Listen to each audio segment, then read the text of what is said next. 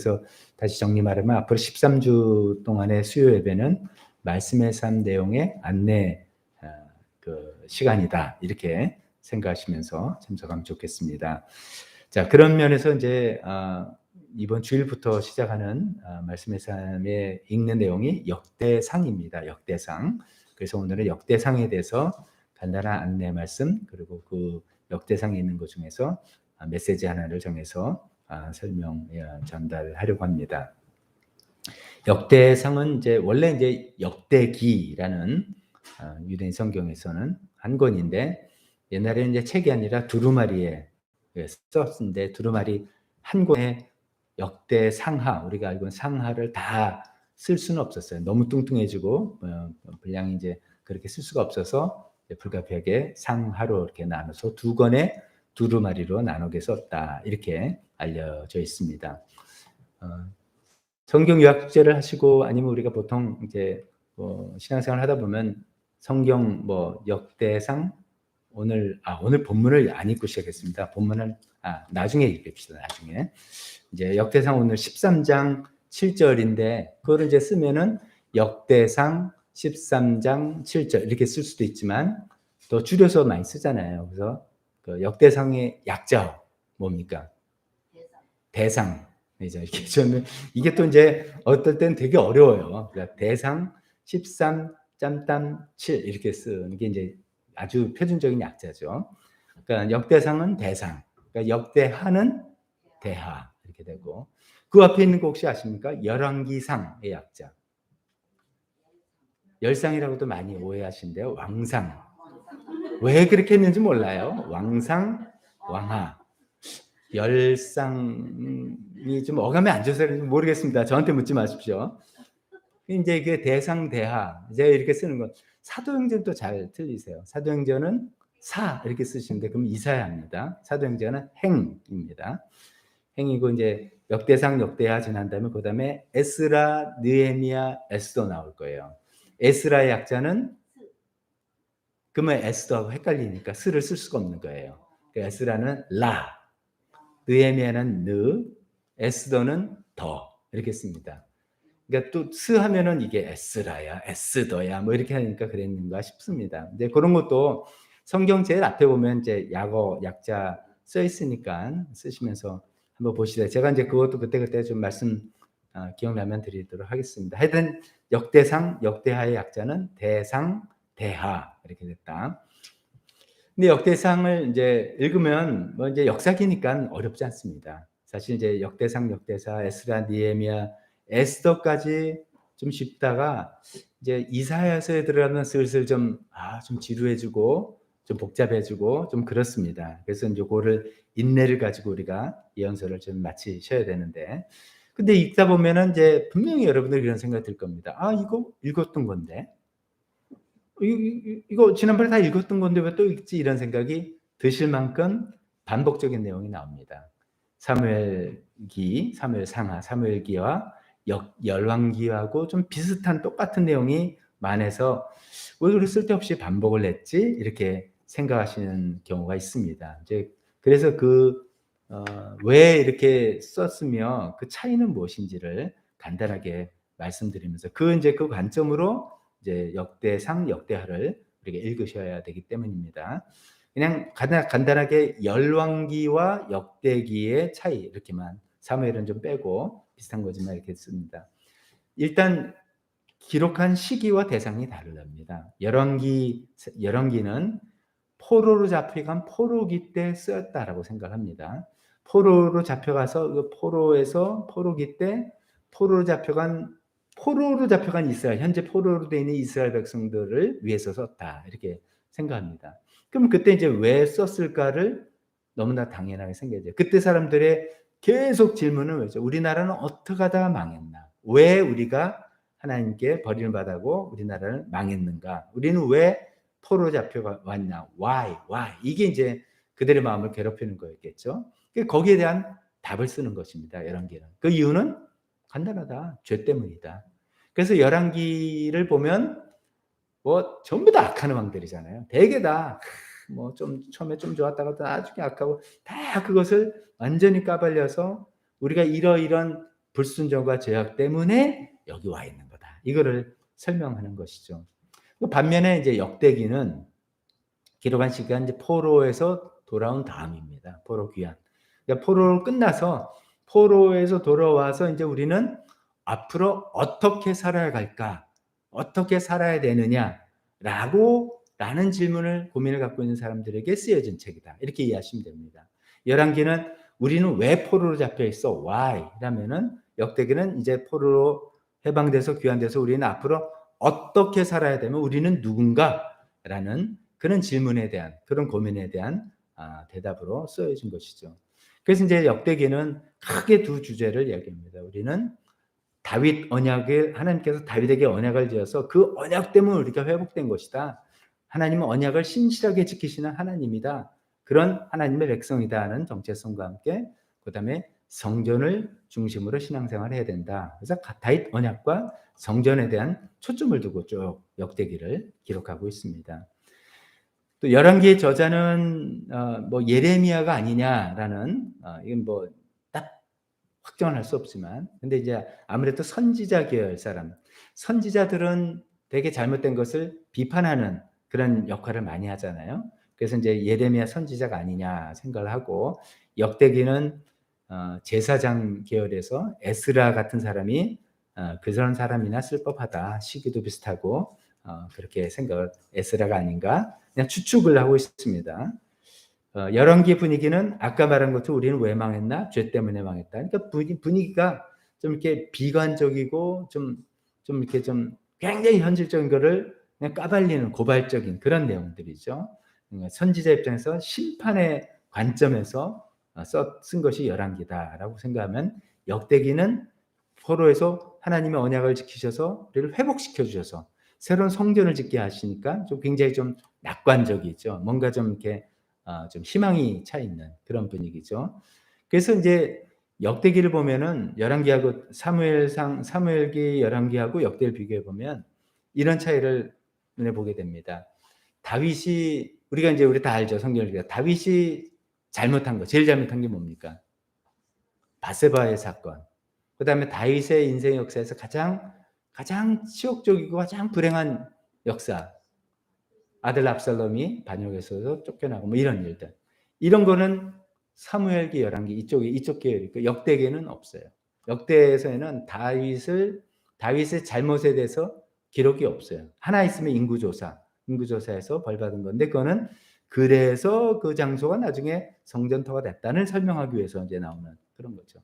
그래서 이제 뭐 다윗에 대해서 뭐 좀 이렇게 굉장히 뭐랄까 가식적으로 뭘 했다는 것이 아니라 다윗의 언약을 강조하기 위해서 다윗의 언약을 강조하고 이 다윗과 맺은 언약을 하나님께서 지키셔서 우리를 다시 회복시켜 주신 그런 이제 긍정적인 부분들을 강조하려는 그런 내용입니다.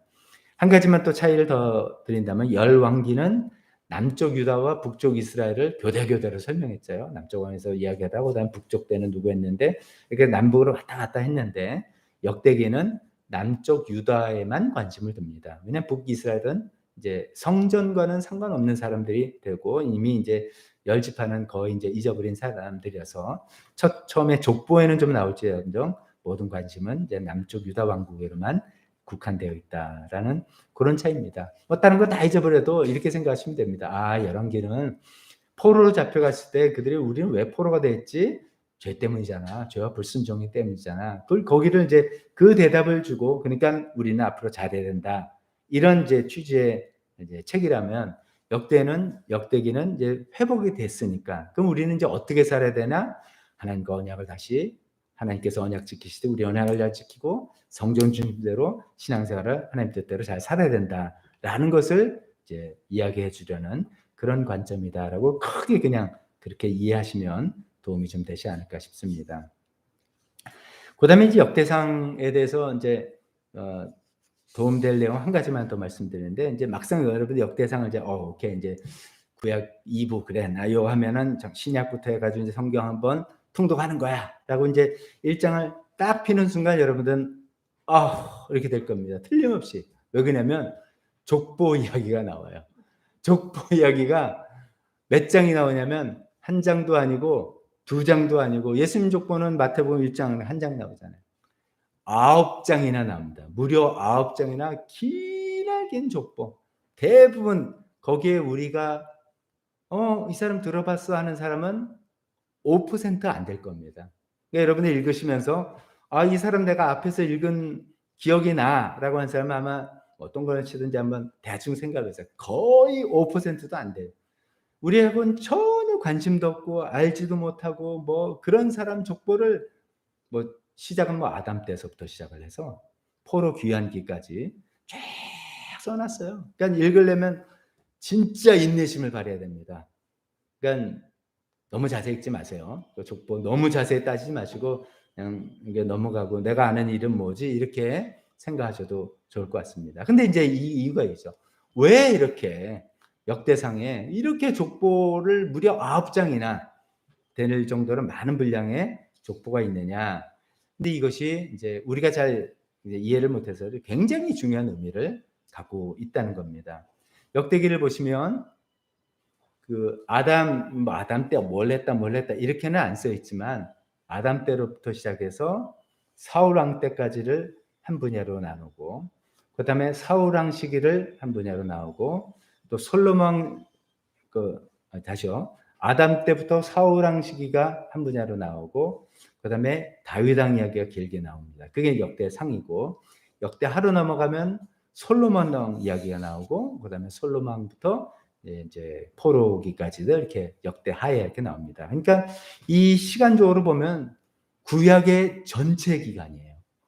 그게 전체적으로 몇 년이냐 이렇게 따지기는 좀 어렵지만 구약에서 다룬 이때까지 다룬 전체 기간을 이 족보에서 다 다루고 있어요. 그러니까 굉장한 의미가 있는 거죠. 그건 굉장히 우리가 보통 이제 구약의 역사를 다른 말로 해서 이제 하나님의 구속사다 이렇게 표현합니다. 하나님께서 우리 인간을 구속하시기 위해서 역사에서 어떻게 활동하셨다라고 해서 구속사라고 하는데 적어도 우리가 아는 구약 시대의 구속사를 이 족보를 통해서 다 압축해 놨다는 그런 의미를 담고 있습니다. 그러니까 이제 우리한테는 비록 답답하지만 그런 굉장히 의미다라고 생각해서 이 족보를 이제 9장까지를 보시면서 3가지 특징만 그냥 한번 뭐 떠올리면서 읽어보시면 혹시 도움이 될까 싶습니다. 첫 번째 특징은 제가 지금 말씀드린 겁니다. 이 족보를 통해서 구약 시대 전 역사를 압축하고 있다. 그래서 제가 요거는 그래서 그렇다 분명히 제가 자신해서 말씀드리긴 좀 조심스럽지만 그래서 그런지 이제 역대기가 이제 책을 이제 편집한다는 것은 창세기를 제일 앞에 두고 출애굽기 두고 뭐 이렇게 순서를 편집하는 그런 의미에 볼 때 우리 순서하고 유대인들 성경 순서가 달라요. 유대는 물론 신약 성경이 없죠. 신약 예수님이 인정하지 않으니까 신약 성경 없고 우리가 갖고 있는 구약 성경하고 이제 똑같은 내용을 개신교에서 그걸 이어받은 건데 순서는 달라요. 어떻게 다르냐면 뭐 다른 걸 떠나서 구약 유대인들의 성경 중에 제일 마지막에 위치한 성경이 역대기라는 거죠. 그러니까 우리는 아니 그럼 역사 얘기는 다 이렇게 몰아놓지. 그렇죠. 좀 편하게 사무엘, 열왕, 역대 이래야지 순서가 좀 이해가 되지 이렇게 생각하는데 아니단 말이죠. 역대기를 제일 마지막에 두면서 어쩌면은 우리 유대인의 역사, 그들한테는 유대인의 역사를 제일 함축적으로 마지막으로 종결한다. 그러면서 거기 시작을 9장에 거친 족보로서 그것을 다 이야기하는 그런 흐름이다는 것입니다. 그래서 이제 읽으시면서 아까 말씀드린 것처럼 내가 아는 이름이 누구지? 한번 뭐 저는 이제 연필로 성경을 동그라미 치면서도 많이 읽으니까 연필로 이렇게 하든지 해서 이 사람 체크, 이 사람 이야기지. 그래서 내가 얼마만큼 좀 많이 사람들 아는지 그것도 생각해 보시면 좋겠습니다. 그 이제 이 족보에 나오는 사람들을 많이 하면 알수록 내가 구약의 흐름을 잘 꿰고 있다 이렇게 생각하셔도 됩니다. 두 번째 이 족보의 두 번째 특징은 좀 전에 제가 이제 유대인의 성경에서는 이것이 제일 마지막이었다 그랬잖아요. 이거는 이제 우리 개신교 입장에서 한번 의미를 붙여보는 것입니다. 그러면 이제 유대인 성경의 제일 마지막에 역대기가 있고, 그 다음에 신약 성경의 제일 처음에는 마태복음으로 들어가 있는데, 그러면 이제 족보라는 공통점이 생긴다는 거죠. 유대인의 족보를 통해서 유대인 역사를 제일 마지막으로 총정리를 한 다음에 신약 시대가 시작하는데 마태복음에 예수님의 족보로 시작한다. 그러면은 우리는 어떤 의미를 부여해 볼 수 있냐면 이거는 예수님의 족보하고 그냥 바로 연결되는 그런 족보다라고 이렇게 생각해 볼 수 있습니다. 다시 말해서 예수님은 이런 유대의 역사, 구약 역사의 흐름, 족보로서 나타난 흐름을 이어받아서 오신 분이구나라는 그런 예수님의 족보하고 연결되는 족보의 의미를 부여할 수 있습니다. 세 번째 족보의 특징을 보면 읽어보시면 이제 정말 모르는 사람들이 태반인데 요거를 여기서 뭘 중점으로 하려나 이걸 보시면은 두 가지 중점입니다. 유다 지파와 레위 지파를 중심으로 한 족보입니다. 그러니까 모든 사람을 다 적고 다 하려는 게 아니라 그 중에서도 유다 지파를 집중적으로 소개하고 특히 유다 지파의 다윗 왕계를 집중적으로 소개하고 그 다음에는 레위 지파예요. 그 두 지파를 중심으로 한 족보다는 것이죠. 물론 이제 다른 지파들도 나왔고 어떤 지파는 아예 기록도 안 돼 있기도 합니다. 근데 왜 그런가? 이것이 아까 그 역대기를 쓴 그 목적과 연결됩니다. 우리가 이제 귀환을 했는데 우리가 왜 이렇게 귀환하게 됐나? 우린 포로에서 어떻게 해방되게 됐나라고 생각해 보니까 우리가 예쁜 짓을 했어도 아니고 하나님께서 오래전 다윗과 맺은 그 언약을 시행하기 위해서다라는 깨달음이에요. 다윗과의 언약, 내가 너의 그 후손을 영원히 왕조로 삼아주겠다라는 그 언약을 하나님께서 기억하시고 돌아오신 거다. 우리를 돌려보낸 거다라는 거죠. 그러니까 이 유다 지파 특히 다윗 가문이 굉장히 중요한 거예요. 굉장히 중요한 의미를 차지하는 것이죠.